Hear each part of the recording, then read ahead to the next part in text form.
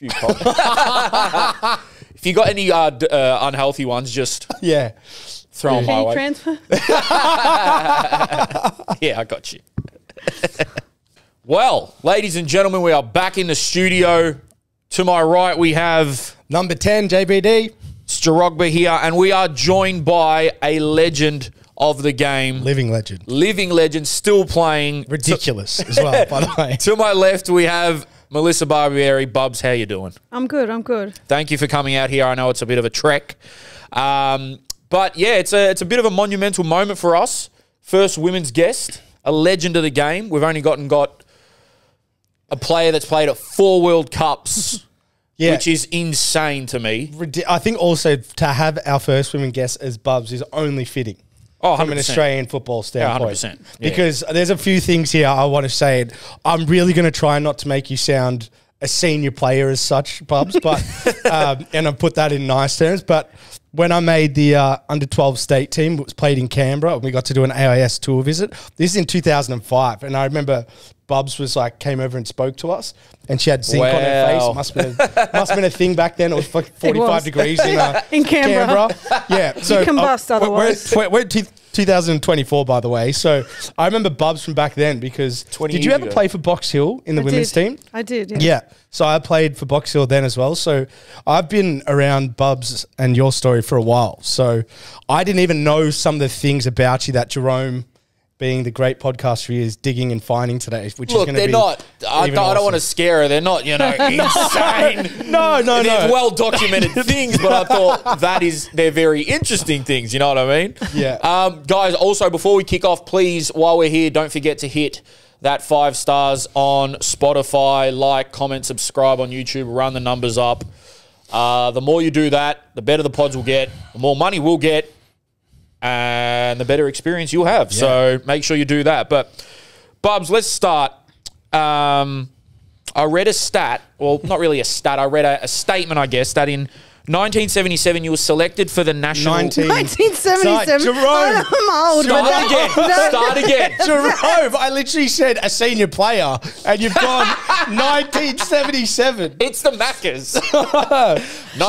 She's not Johnny Warren, bro. 1997. Right, yeah, 1997, which is still crazy. Let's just tone it down a bit. I did that on purpose, a bit of an icebreaker. You actually started as a midfielder. Yeah. So how did you switch to goalkeeper, and what was that sort of period like for you in terms of completely changing? It's not like you went midfielder to winger. No. So why did you switch to goalkeeper? I made the national squad for the Matildas as a 16-year-old left footer, sitting in the midfield and, left back. Dabbled at centre back as well. Throw up front sometimes. But long story short, it was an injury that was misdiagnosed for a long time. And I ended up at a surgeon, and the surgeon basically said, "You've got to give up football." Damn. And I was tasked with... At 16? It was... By the time that happened, it was about 20. By the time I'd gotten through the surgery... and there was no option for surgery because they thought it was coming from my back. Yep. And you can't get back surgery that young. So it was either give up the game or change position where you don't have to run around so much. And, don the gloves and been in there ever since. The problem was I had to convince everybody else that their best left-sided midfielder / left back is now playing in goals. Yeah. But how does that work? Did you just keep your spot in the team straight after changing, or was there a period where you had to go work on being a goalkeeper, then come back in? No. I was selected as a national squad player at 16. I actually got a big head probably from it. Didn't train as hard. I didn't know you could play for Australia as such until that time, but I didn't think you could go anywhere. I didn't know you could go to World Cup. I didn't know you could go to Olympics. Yeah. It wasn't until I was 2000 Olympics that I was actually watching the opening ceremony going, I know these girls, and I found out that you could actually play at an Olympic Games. And so it ramped up my preparation. I hadn't been in the squad for 4 years. And then I started ramping up my training, trying to make it emulate that week I had in camp. And that's when the injury started to happen. And then that's when I had to make the decision. I dabbled in goals because I was a basketballer, tennis so that player. helped. You know, it helps. And the only thing you really have to adjust to is the goal's behind you now. Yeah. So you don't know where you are sometimes on the pitch, you know, the decision making and things. Was that, did it help you in terms of being like a ball playing goalkeeper because Yes. you came from the midfield? Yes. Because like, I feel like ball playing as a keeper is a sort of new thing. Was it as it wouldn't have been as important back Now, then? Would now it? you're going to see how old I am. Oh, no. So Why? when the rule changed, Oh, the rule change. What? when you could no longer pass back to your keeper And pick it up. and pick it up. That is Where where did that come in? every goalkeeper in the past came undone. It was a get out of So- jail card, wasn't it? There were a lot of goalkeepers in there, and you know they were trying their best to learn this new rule. So when I came in, it had been a few years. Don't get me wrong, but it had been a few years, and I stepped in as a field player, really comfortable with my feet, really able to see what's happening in front of me and read the game that little bit. So it was a cheat code. Yeah. You know, so you could come in, you play out, and suddenly, you know, you were just another field player that can catch the ball. Did you ever, were you ever like, for fuck's sake, like the only position I can play is keeper? Or was it more like, you know what, I'm doing keeper, let's go? The funny thing was that when I became a goalkeeper, I gave my leg a chance to heal. It was hamstring tendonitis. Oh, wow. So I got misdiagnosed. So you could have technically come back and played middle of the park. I could. Oh. I could have come back, right? my God. But Well, it worked out all right, I guess. But I was in the national team when I found that out. So without the resources, I couldn't have done it. Yeah. So I'm in the national team, finding out that I had tendonitis. The pain's gone. So after that, I dabbled in field playing. So when I played for Box Hill, if we were ever up, I'd go in goals. Right. I would come out of goals and play on the field and score goals. So I would always have play in resis. What the fuck? Play in resis, Yeah, score yeah. a few goals, then go play in goals for the seniors at Box Hill. And I was able to stifle that feeling of I hate being a goalkeeper. Yeah. So did you at those initial parts of being a goalkeeper, despite maybe you improving, did you always not enjoy it? Like was there a sliding doors moment where you started to grow attached to the position? I had to enjoy it, first of all. That was my only option. So at the start, it was like this or the highway. Yeah. You know, you're not playing anymore. So I had to convince all the coaches that who were helping me trying to make the national team as a field player, because I just figured out I want to go to the Olympics, you know. Like, hold on. Yeah. The surgeon didn't get the memo that I was now going for the Olympics. You know, I had to say to Ernie Merrick, who was helping me, letting me train with the boys at the VIS, Gary Grunwald, all these coaches that were helping me. Now I had to tell them, you know, Jane Oakley, I'm not on field anymore. I'm in goals, and each one of them tried to force me back onto the field. Oh, really? Ernie threw me in a shooting gallery where the boys were just pummeling shots at me in this shooting drill. Nice one, Ernie. Yeah, by the end of it, he's like, okay, you can be a keeper.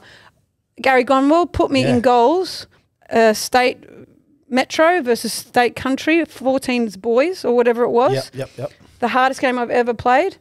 He's like, okay, you can be a goalkeeper.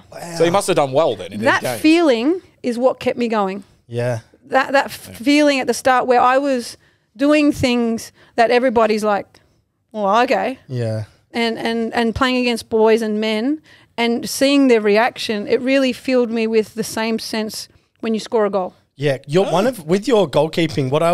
Going back to the story actually back in camp, one thing that you probably catch a tone of you here. I remember like mid training session, you came over and the way you were speaking to us, you're like, "Oh, what's up, boys? Like, how you going?" I was like, "Man, this is so chilled." Like it's What did like you expect it to be? Mid training session, she's come over like nothing's going on, just like talking to us like she's known us for the last 20 years. So that was the first thing I clocked. But then also, what I noticed, like you were quite technically great as a shot stopper, but naturally, obviously, height. People always talk about that. So from that point of view, when you were making that decision, like you obviously working with some of the best people in Australia around that game who probably didn't share that concern, but just from the outside, I mean, what were those conversations, your initial feeling to combat that sort of, you know. Well, I want you to know that I don't take offence at being old, but I do get offended by being called short. So thank you very much. Well, I'm not saying Jay? short.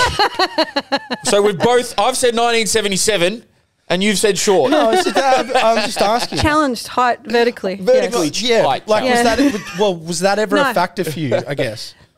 I always overcame, like people say, you're vertically challenged, but it's only vertically challenged if you can't jump.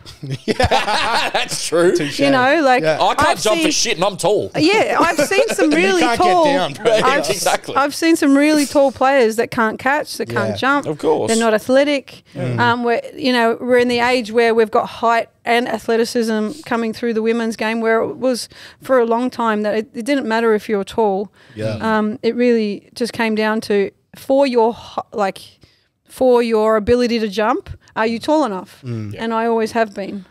So going back to playing with the boys and stuff like that, I read that you played, was it seniors at Richmond with the guys? Under 23s. So under 23s, what league would have that been back then? VPL, Premier League. Which back then, as we've always spoken about, proper level, Like, if you go, proper level. if I go to the list, there are some names Yeah, I bet. on the team sheet where I was playing. Yeah. So like, was it a few games? Was it like a season? Like, what was it? It was 2 seasons. Like starting goalkeeper. Well, I was a senior player, Yep. so I would be taking a spot of. So Okay. if any of the senior players came down, Right. I would get bumped. Yep. Yeah, But that's normal football, right? Yep. If you're, you can't have too many overage players in there. Yeah. How did you find that for 2 seasons? I guess playing in goals with, I mean, not What was the purpose of that as well? I had no national league. There There was nowhere for me to play. So you had no Really? other. Wow. So this There is was where no W this is where League. the female There was women's a gap. game was at that time. Yeah, there was a gap. So there's a gap. You're playing. You've got to go to the World Cup. There's nowhere for you to play. Unbelievable. And back then we didn't have as many overseas leagues. Yeah. They wouldn't spend money on an international goalkeeper visa spot. Fuck. So You the know? other girls, they're split between playing in the boys' leagues here and then spread out overseas. Is that where they were? No, I was No the only one- one. Oh, you were the only one. So I was the only one. what are the other Matildas Yeah, what are doing the at this rest doing? point? So a lot of them moved to Queensland where they could be a part of the Academy of Sport or Right, okay. NSWIS. Yeah. A few, like they had their programs could actually play against boys teams, but they were together. As a Whereas- girl team. Yeah, I was the only national team member Wow. in Victoria. What the fuck? And it wouldn't have happened without Harry Chalkidis. yeah. He was my NTC coach at the time, and he said, "This is not good enough for her. She can't be preparing for a World Cup Yeah. where she's not getting tested every day." And so he organised with Richmond to do that for me. Isn't it crazy just on that? Without BUBS doing that and the players doing what they did, like realistically, we don't have the Matildas of today. Nah. Like to the level that No. it is, because it would have been much easier for the towel to be thrown in. Like, well, we can't prepare. It's like some of the other nations can, and we don't have the funding or support. I mean, yes, we didn't have the funding or the support. We didn't have the National League, but it was not just. It wasn't me. It was really the acceptance of all the coaches. Like Ernie Merrick let me train with his men's team. I trained with Victory. Like he stopped being the VIS coach and went into Melbourne Victory, and he let me train there. Like all these people sacrificed time, their money. I couldn't afford to pay for any coaching. I wasn't getting paid. The only time I got paid was when I went into the national team camp. I didn't have a goalkeeper coach. I had Joan Oakley kicking balls at me. She's she was a pretty good striker, but she's not a goalkeeper coach. Yeah. She was just pummeling me the whole time. Yeah. And you kind of just make do with what you have. Did because that? of- yeah. Sorry to cut you off. That's Did that playing with Richmond in the under 23s? Do you think that helped elevate your game to a whole new level, or was it like, no, I need to be playing with the girls? Like, what did it do for you playing those 2 years? We'll just there? get minutes in a sense. No, minutes, training. Yeah. Like I forget the games. Yeah, if yeah. I didn't play a game, who cares? Yeah. I was in training. Yeah. I was, copping shots from the senior men's team. Like I had a goalkeeper coach, Roy Hunter there. All the things accumulated made me a better goalkeeper. In game time though, I was you know, playing against guys, unfortunately, probably haven't had the coaching, you know, ability that I had.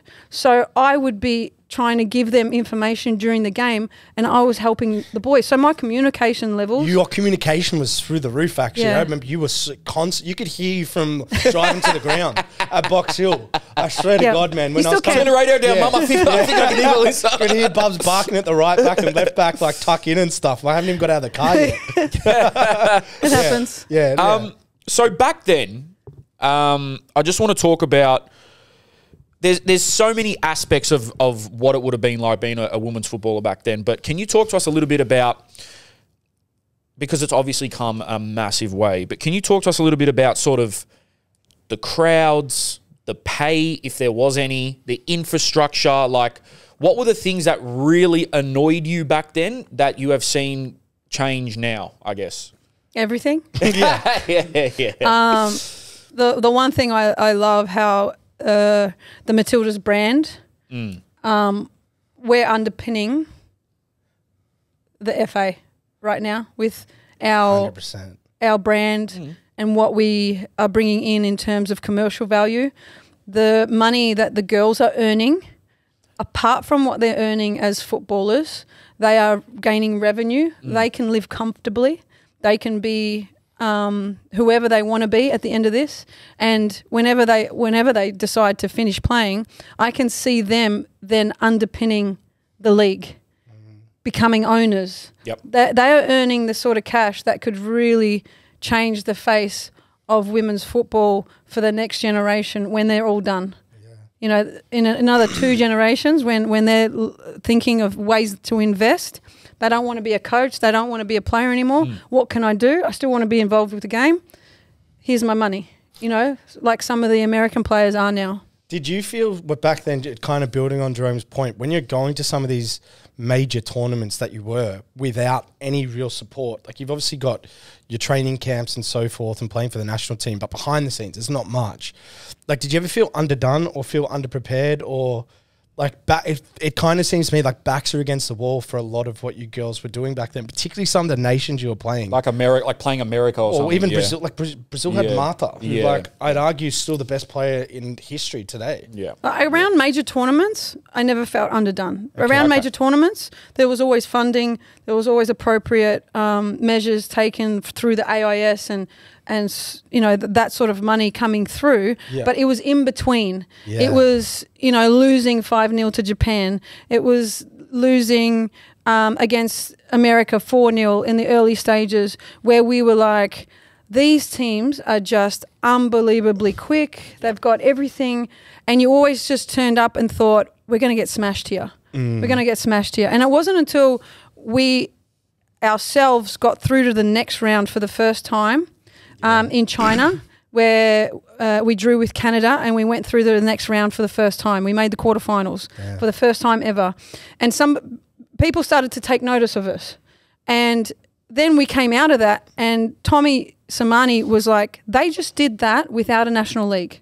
Yeah, that's crazy. That's amazing, Because actually. if that happened in the men's game, they'd make a documentary, a book about it. That is what insane. What year is this? That's 2007. So 2007, right. We did have a documentary, Never Say Die Matildas. Oh, there you go. There you go. It was done throughout that tournament, and it shows what we had to go through and all those sorts of things behind the scenes. Highly recommend it. Is what? Not having a league and then having to play in a World Cup is So was the first, I know we're under the term A-League now, but was the first actual women's league when the W League started? Is that actually... No, it wasn't the first. No, there was the Ansett Summer Series, but the Ansett Summer Series was state teams basically coming together, playing 2 games over a weekend, here, there, So it's everywhere. Like you makeshift. played games, but very rarely, and it was always during the summer. You played for your Premier League teams. You played overseas if you had that opportunity. But Tommy Samani came back from that tournament and said, they've done that without a national league. We need to give them a national league. Yep. And he created the W League. So it spawned from that tournament, really. Yeah, yeah. Wow. So when would you say that you started making a comfortable enough living off football? Has that ever happened? No, let's be real. Has that ever happened? If you're not in the Matildas now playing in the Premier League and stuff, let's just take away the bracket of players that people who may not watch women's football, that they know. Everyone else, are they still in? No, they're not, in right? limbo. That's what I thought. Yeah, they're still So if you're toughing it out. If you're Matildas capped, you've got a great salary for your A-League because of your Matildas cap. They're trying to keep you in Australia. You have, you know, you're outside the salary cap. Most of our players are still struggling 2 or 3 jobs. Like for me to be here, I earn, yes, from A-League, but it's not enough for the entire year. Yeah. So I still have to have... And you've got a daughter, right? I've got a daughter. Yeah, you've got a life. A husband, a house. I've got probably 3 or 4 jobs that I undertake at the moment to make a credible wage in order for me to live. So, how far off do you think we are from that more like that parity in terms of like our floor is $25,000. Jesus. Okay. That's our floor. That doesn't even get taxed. Yeah. That's before tax. Yeah. Wow. Jeez. So $25,000. Oh, and not forgetting superannuation. Yeah. So $25,000 is our floor. Yeah. We have a salary cap, but most teams are paying all their players the floor. So it's just it is wild to me, and again, I'm very ill-informed on this, I guess, so I'm not going to say too much, but it is wild to me the disparity between the girls playing in... Obviously, yes, they're bigger leagues and more eyes or whatever, but the girls playing in, you know, your Americas, your Englands, and then the differences would be... Well, I'm just curious. That's why they don't stay. I'm just curious to know where's all the money going, because we've had grants. We've surely made some revenue over the last 4 or 5 years. I think we need way more grants, though. Yeah, but like it's got to, I think as much as we're building facilities and all of that, it's got to go to the young girl or the 25-year-old girl that's playing for Perth Glory or for Sydney FC. Yeah. Because that's ultimately why everyone's sacrificing what they are. Yeah. If they can't live, like who gives a shit about a facility? And the whole Matildas team had played in the A-League at some point. Well, they pretty much all started here. Yeah, that's what I'm saying. Yeah. So that should really play a major part in that. But that's why I'm excited to see what they do when they come back and they're ready to come back home, retire. They're living comfortably. They can change it. They can probably change it a lot more than what the players are in the league right now, because we want that turnover. We want them to go. We want them to come back, play in the league for those last few years where they can help. 10. Yep. You know, bring the players. We just got this new deal with Ninja. They've I just saw it today. Yeah. They've extended the free to air to 10 games, which is, you know, we started at a lot more games free to air, and then we kind of went backwards, and then in the streaming era and all that sort of stuff. But now we need to go back to free to air so that people get more eyes on us, more sponsors, being able to say that is a great market, because they want to capitalize on that Matildas brand and the benefits of female football going forward. Yeah, jump on board. We need everybody. We spoke to Dan Birrell at Football Victoria, and he said the boom of participation after the recent Matildas campaign, there was tons obviously with the girls, but even with the boys, like it wasn't just it was across all genders. So that should tell you enough that it needs more eyes on it, more money, because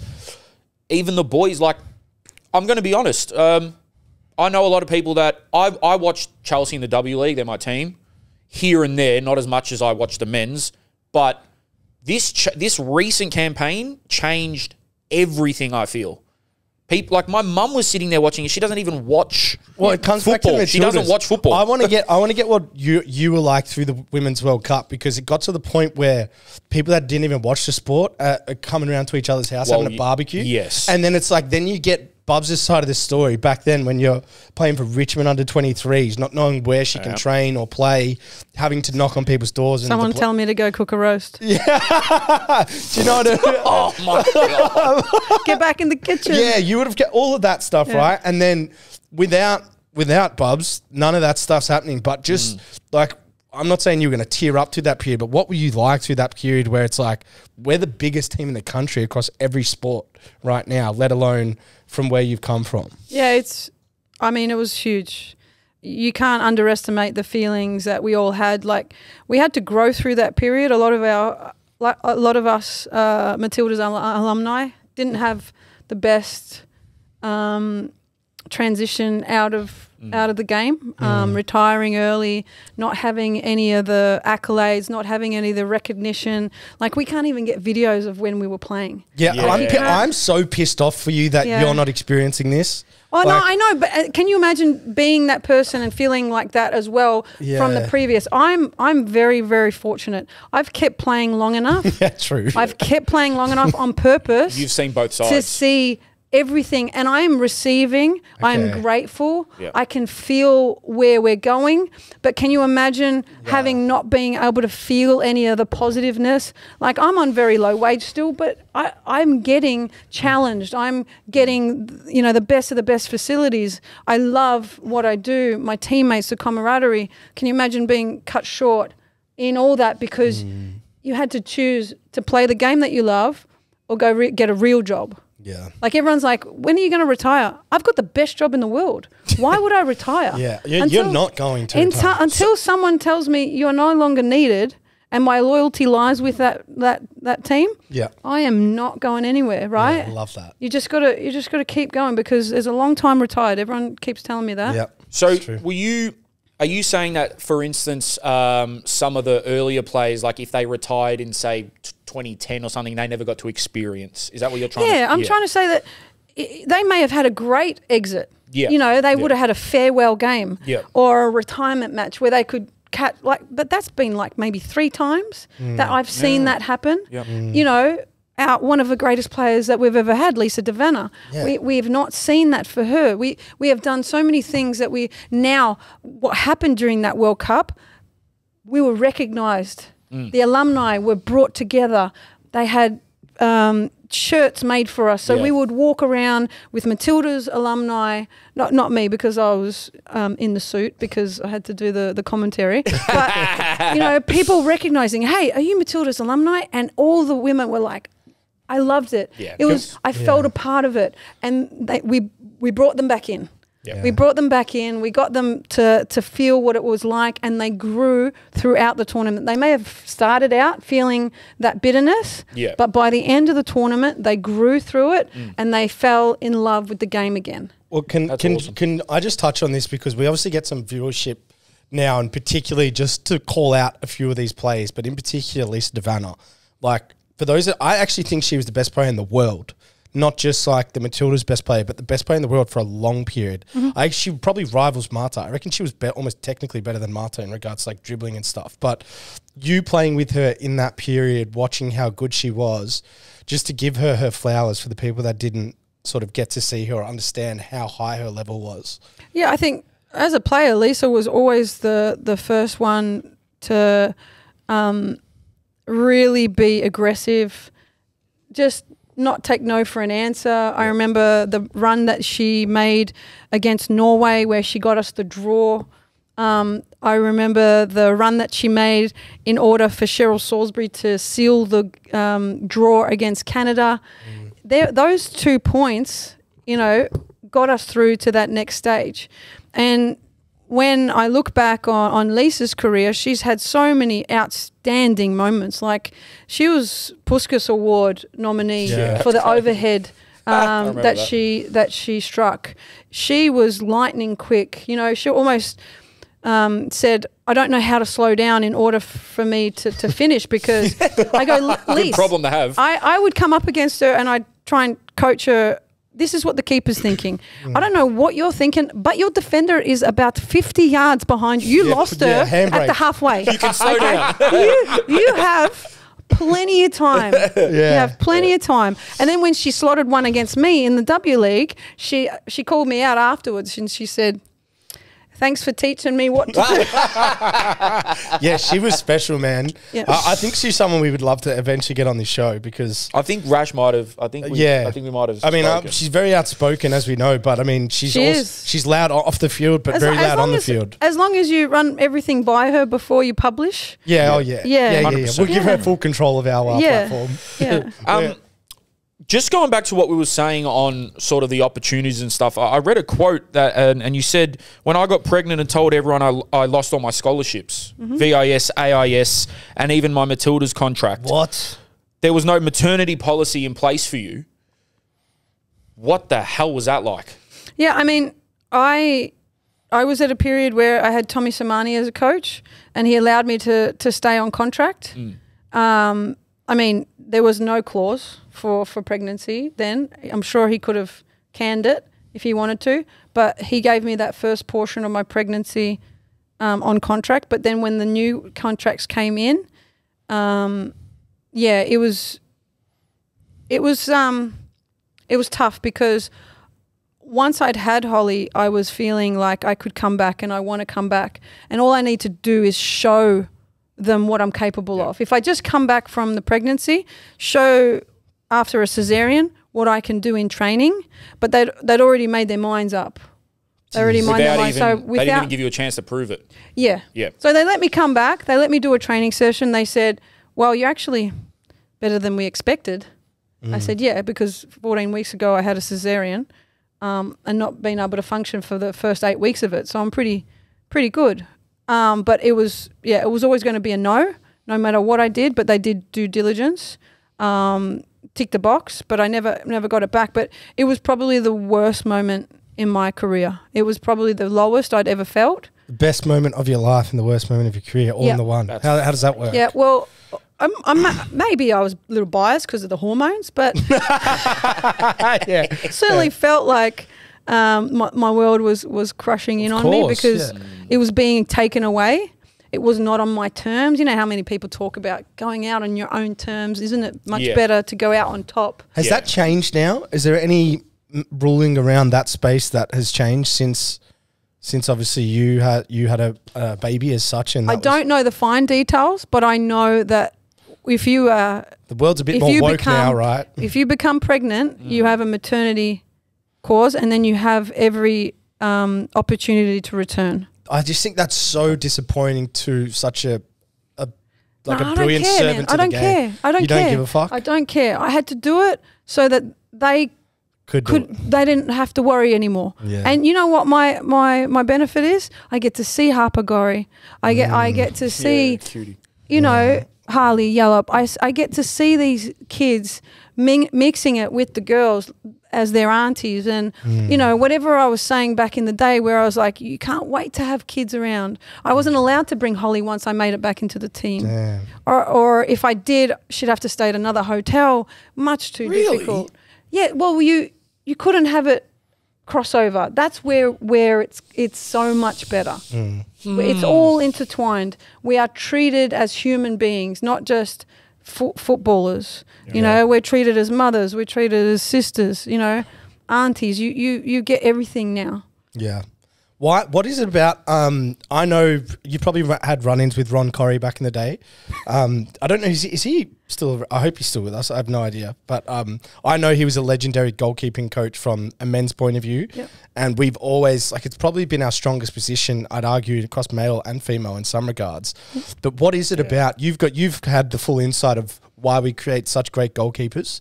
Like, what is it about the Australian training regime or the people that we have behind the scenes, why we keep producing great goalkeepers? It's a great question.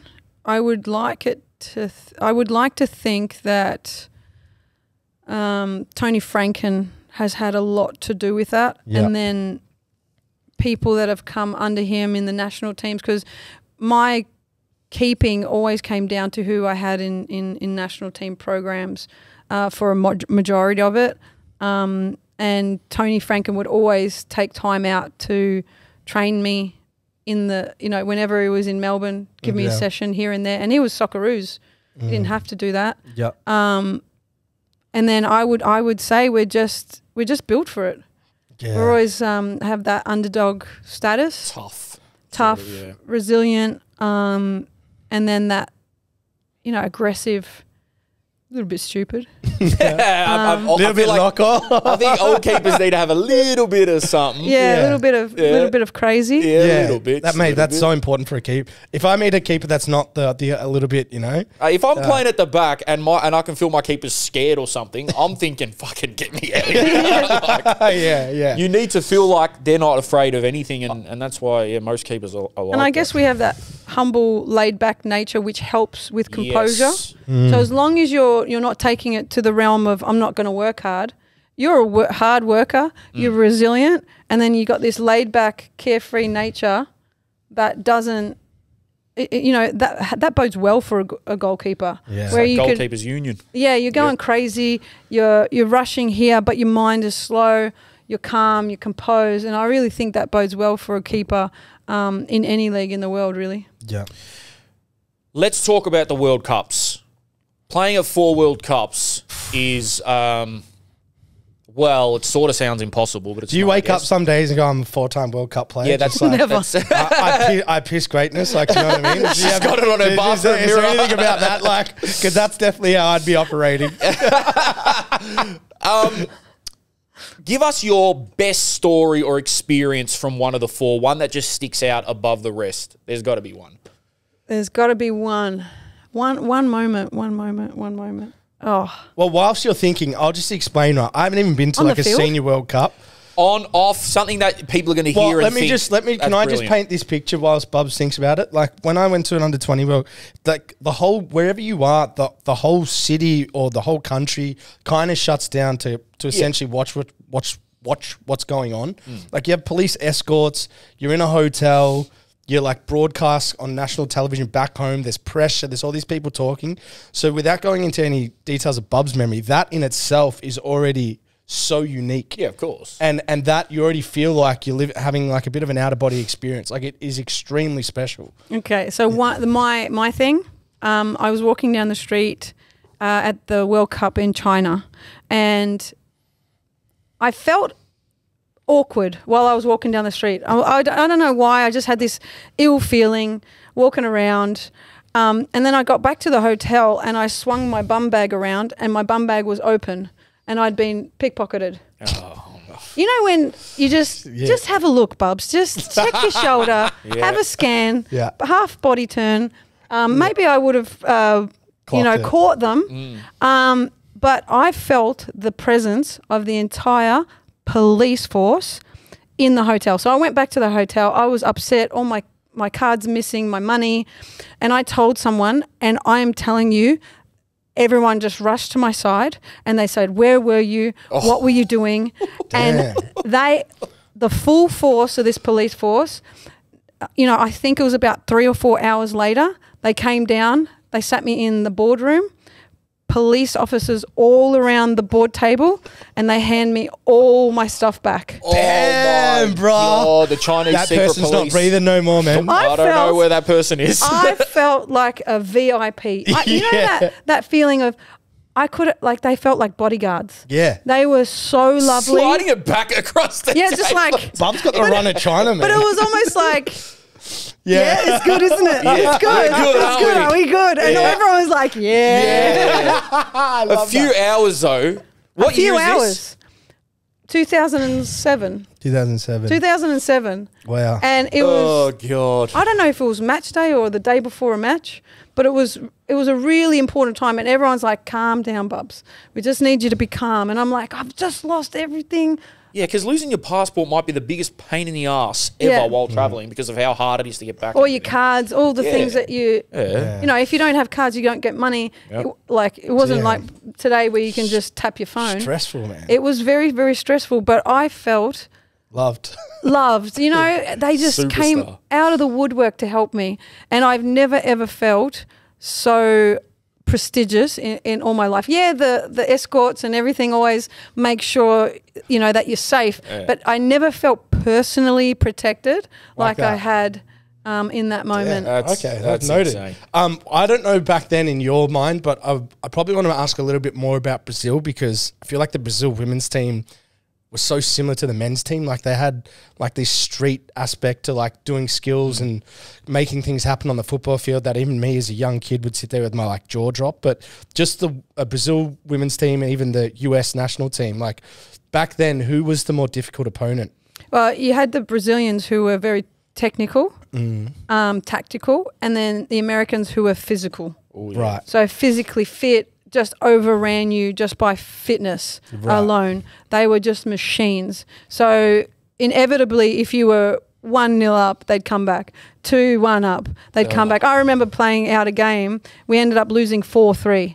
You know, they just ran Relentless. all day, and we thought, we've got this, we've got this, and another one in the back of the net. And so those were two different types of players. Right. I remember playing against Marta in that World Cup in China in that quarterfinal, and you know, her ability, her vision, her ability to see things before they even happen. She just taught us so much about, you know, playing against people like that. They just teach you so much, and playing against her made us all better. Yeah. Was there a girl called Christiani? Yep, Christiane. My ball knowledge is She was different, also right? very, very good. Right, she Formiga. was- Formiga, I remember. She's played into her 40s as well. You know, but at the highest level, which is crazy to think.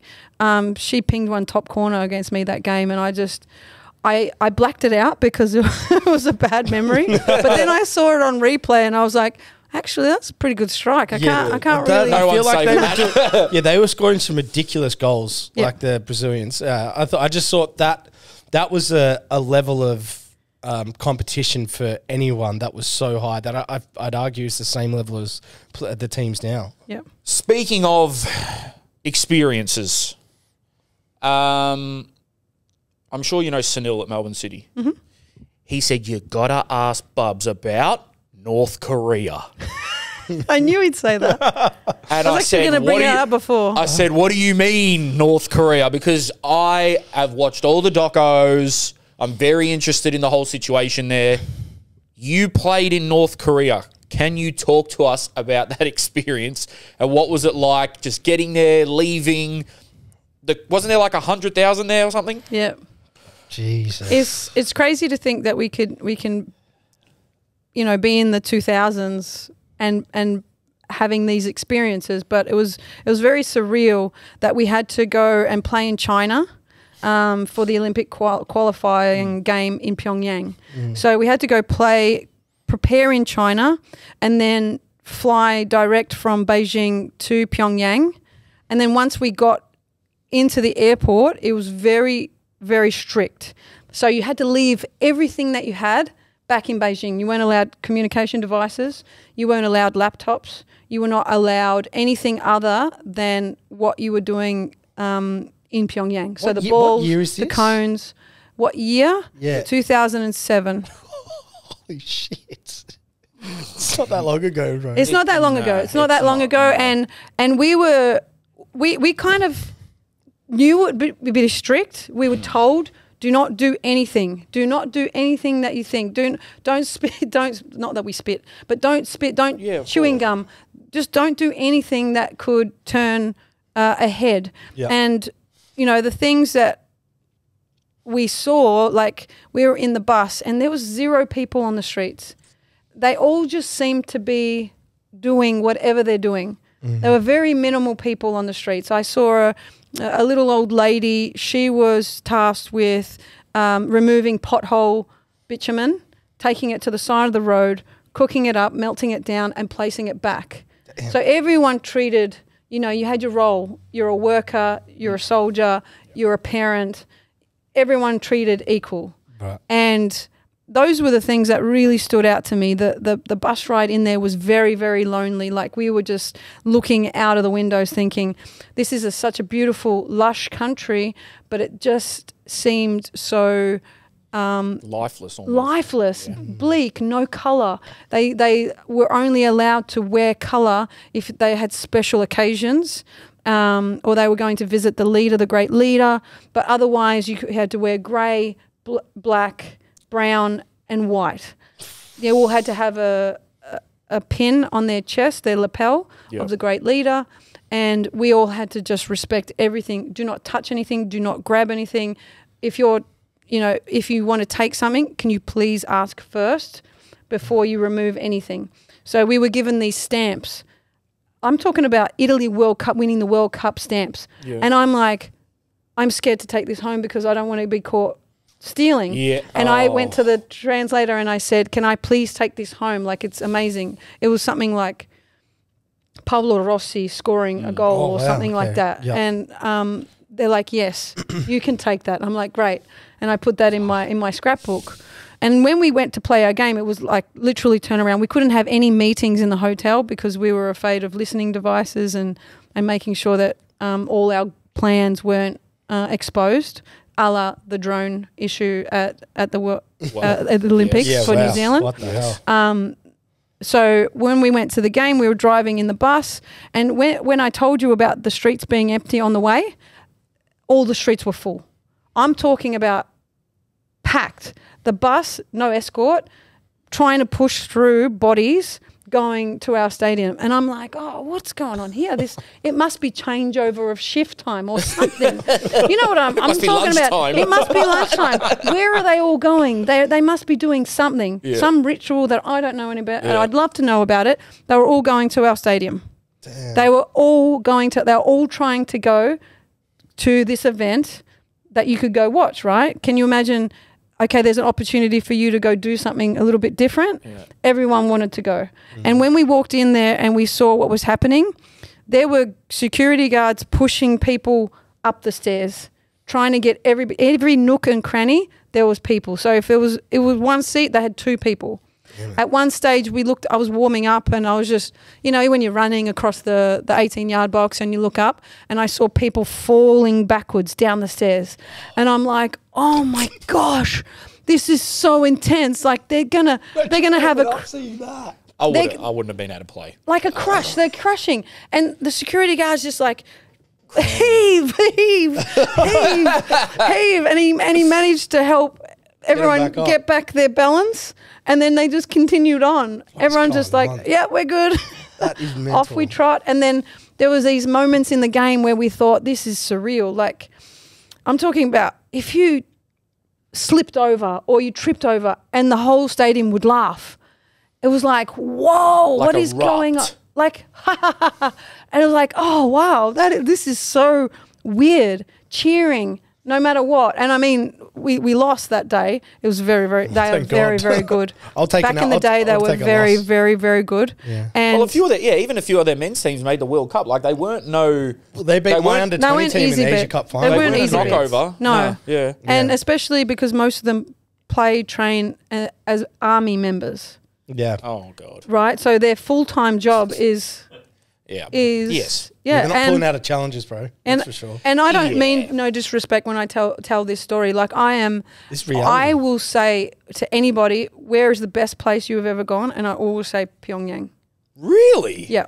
Because of how eye-opening? It taught me to not only respect what I have at home and to be grateful for what I have at home, but to respect my opponent.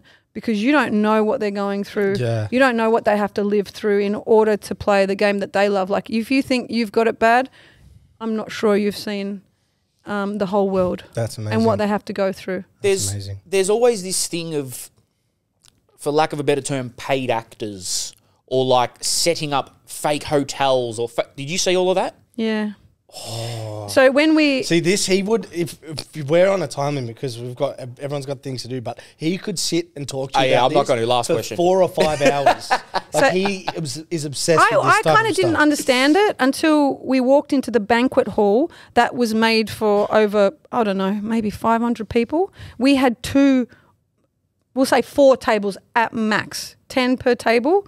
They had the whole banquet hall set up, each plate full of fruit, like full of food, just for everyone. And we're like, we're the only ones here. What is going on? And then we just saw them remove all the plates, put them away, and then bring them back out every time it was just, it was surreal. Something strange, man. That's incredible. I wish, because some people now, you know, I've seen like very, very sanctioned vlogs and stuff, but back then there's no footage from the Matildas. They got absolutely nothing. No, I've got footage, but wasn't really allowed. You risked it? Oh, yeah. Well, I took footage in the underground subway and things. And Gonna keep that probably. in. You might have to take that under wraps. I've got a video in the plane on the way there, and the stewardess is like, put that down. Dario Vidicic told me this for the Socceroos. Must have been like 2008, 9, 10 or whatever it was.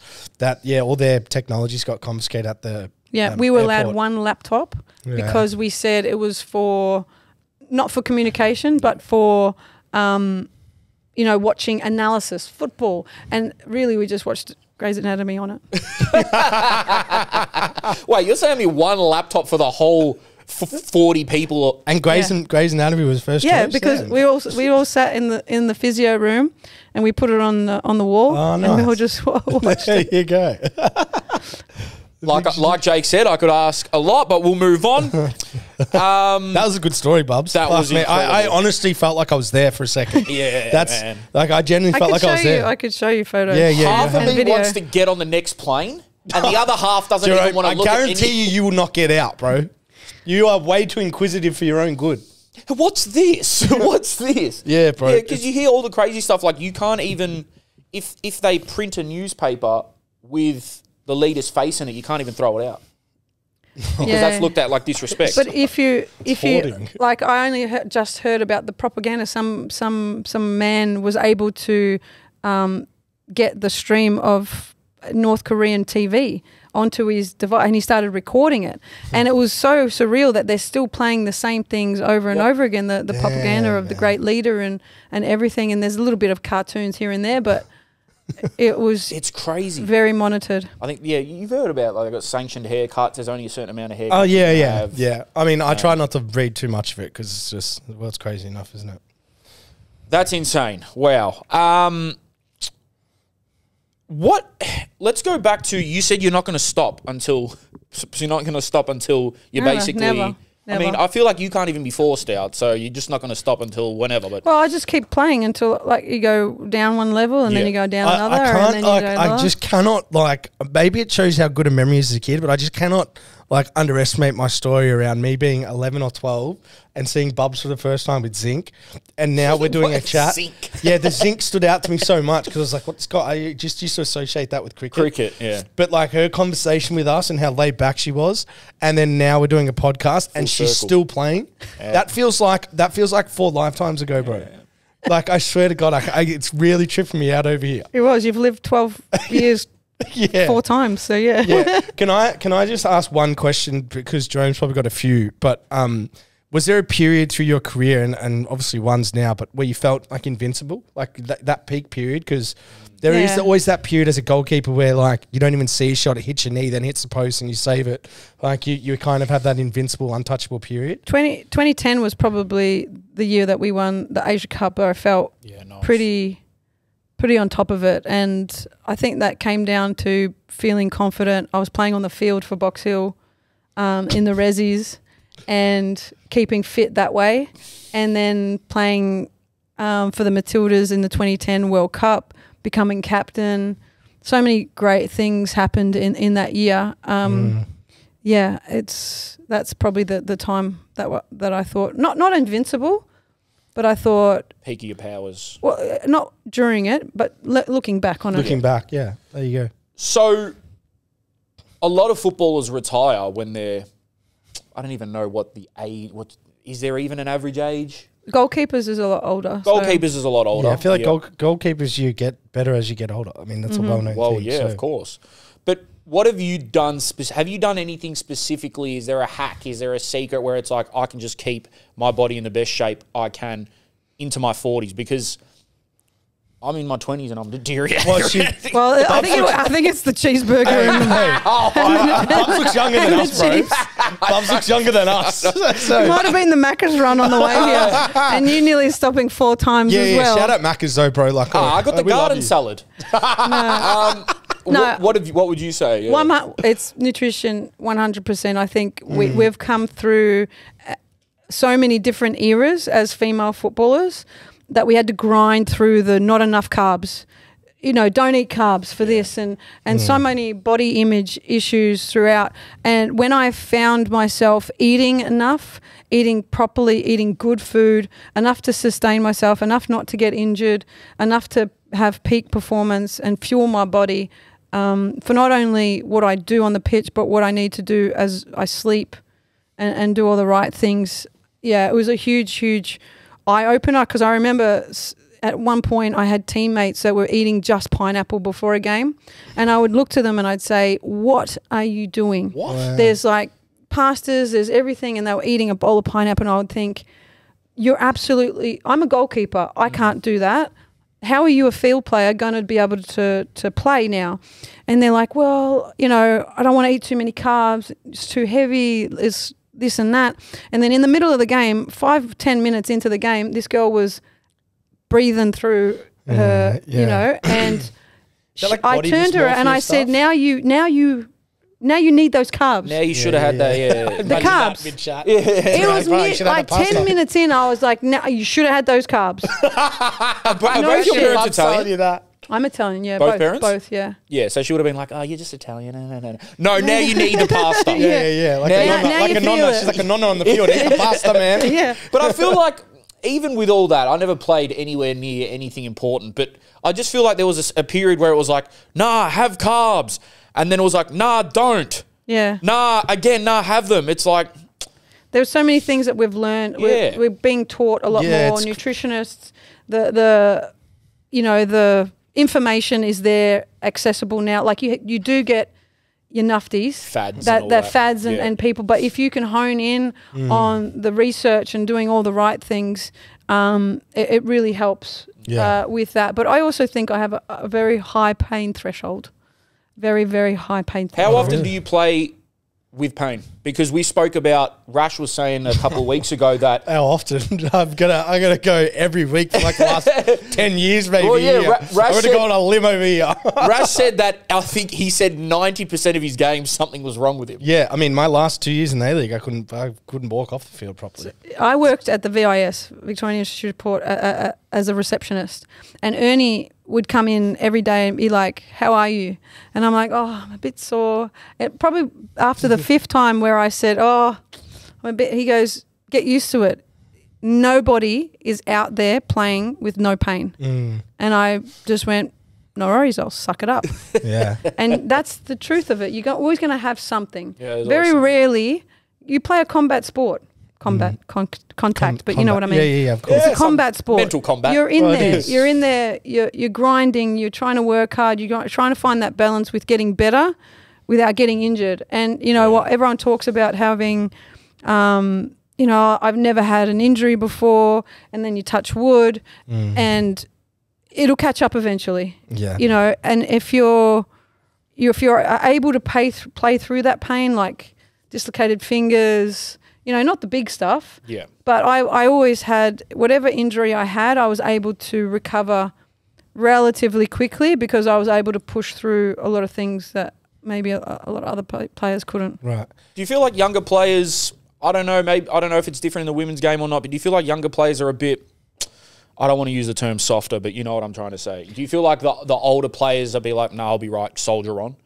Are they babied a little bit? No, I don't think they're babied. I feel like they just haven't had that experience yet of what is actual pain. Yeah. You know, it's not until you, like if you talk to a young player that's had some ACL or thing, they'll speak differently. Oh, yeah. They'll speak, I think it's just what you've endured Yep. in your career, and being experienced just means you've had to go through a little bit more.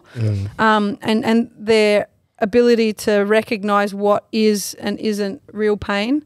Like you're always going to be sore. You're always going to have these types of things. But then recognizing I can actually do something about that myself. Yeah. I don't have to get the physio. I don't have to get the doctor. I can actually eat better, sleep better, do those things right, recover better, do all the 1%ers, and you can improve yourself throughout that. And I think older players just know their bodies that much better. Can I just ask you, but just quickly around equal pay from a national team point of view? Is that, are we on an equal pay level now? Yep. Wow, that's incredible. Yep. Can also, just to maybe go back before that question, what were the conversations that I'm sure you would have been a part of or had visibility into of trying to build to that point? And who was the spokespeople fighting to who at that point? So when I first started the team, it was a per diem allowance. So whenever you were in camp, you got paid. But every other day that you trained for your country, you never got paid because you weren't in camp. So you only got paid. So I was on the dole. I was earning government money. And then every time I'd leave to go out of the country, I'd lose the dole. Yeah. So I would have to reapply. I'd have to do all the right things. And it's a pain in the ass. And it is a pain in the ass. But then it wasn't until one of our players, Heather Garriock, she needed a bank loan. What a footballer, by the way. What a footballer. Gee lefty. Whiz, left right? foot. Pah. So, but strong-headed, strong-willed. Yeah. She was another mother who came before me, like 6 months before me, that we were both trying to push the boundaries for maternity leave and things. She pushed a little bit harder. She wanted her kid on camp, whereas I was like, oh, my mum doesn't want it. But she wanted her kid with her. She was trying to push boundaries a lot more than I was prepared to because my mum couldn't handle it. But she was there. I need this loan. The bank won't give me a loan because I don't have a contract, because I don't have money coming in regularly and I don't have an employer. Like you are just giving me willy-nilly money, but there's no cement money. Yeah. I would like a contract. And then we all came together and we started working with the PFA and we joined with them. And then fast forward, 2015, we did the entire World Cup year. None of us took contracts overseas. So you Sammy Kerrs, and anybody that was able to get a contract overseas did not take one that year, so that we could be in camp for 6 months, 5, 2 off, 5, 2 off. Wow. You know? And so none of us took contracts. We were just 100% national team players. And I was still per diem. I was not on contract. But then when the final whistle blew, we lost in the quarter. We beat Brazil. We went to that was the first time we ever won a knockout stage. We had done better than we ever had before. We came home and we did not have a collective bargaining agreement agreed on with Football Australia, and we had games against the US lined up. Damn. And some girls had not been paid for 2 months. So we all said, I don't have any money in the bank account. Some people had clothes and everything in storage because they haven't been able to rent. They had it in storage. They were living at home. They were trying their best to make ends meet. This is only 9 years ago. Yeah, 2015. We were waiting for this CBA to be agreed on so we could actually do something. Then we get the call in to say, hey, come back into camp. Come back into camp. We're going to play America. We're going to go to America. We're going to play 3 games against America. Come back. We're going to train. Opponent. And we're like, hold on. We haven't been paid for 2 months. What's going to happen when we get there? Oh, don't worry. We'll sort that out. But and we all had to band together and we had to say, strike. That's it. Yeah. We had to say, together, we are not going to this camp, and together we are not playing America. Nice. And they tried to continue, but we all stood firm. They couldn't get enough players to turn with all the private phone calls and things to get, they would to have get been us like to trying turn. It would have been awful. I can only imagine turning on each other. Yeah. And so many young players that were about to probably break through into the national team were saying no. You know, somebody like Emma Checker, she's a debutante. She's in the photo at Canberra, like wide-eyed, not knowing what the hell is going on, but saying, I know that this is the right thing to do. Yeah. And regardless of if I'm going to get my first cap or not, I am standing firm with the rest of the team. I was retiring and I was, with a little dangling bait, we'll give you a retirement match. And I'm like, oh, that sounds pretty nice. But no, I'm not going to get it. We've got to be conscious of time too. Yeah, we're just at an hour now. So I think we'll just wrap on. I'd love to come back. I mean, I honestly think BUBS she needs to be like a figure on Suited and Booted. Like a recurring. Well, because we need a female point of view on the game, and we need a female bang. Yeah. But the only thing is she's got about 4 or 5 jobs. And so I don't know when you can fit I don't know when you can fit us in, but... It's all right. She'll retire when she's 85. So No. if we wait till then. No, but definitely we will have that in mind. We'll figure something out. Because I just want to finish on, though, I know it's cliche, but maybe give us some unique advice for the girls out there that are coming up, that are trying to make it in this game.